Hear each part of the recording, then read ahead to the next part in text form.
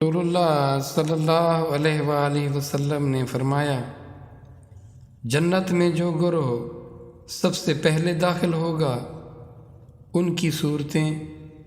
14ویں رات کے چاند کی طرح ہوں گی، اور اس گروہ کے بعد جو لوگ جنت میں داخل ہوں گے ان کی صورتیں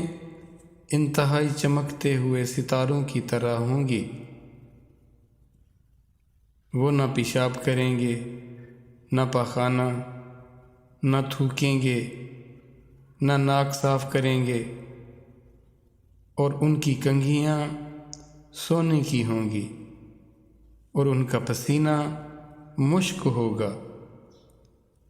اور ان کی انگیٹھیوں میں عود سلگ رہا ہوگا، اور ان کی بیویاں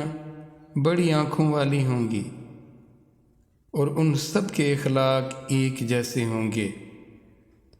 وہ سب اپنے باپ آدم کی صورت پر ہوں گے، اور ان کا قد آسمان میں 60 ہاتھ کا ہوگا۔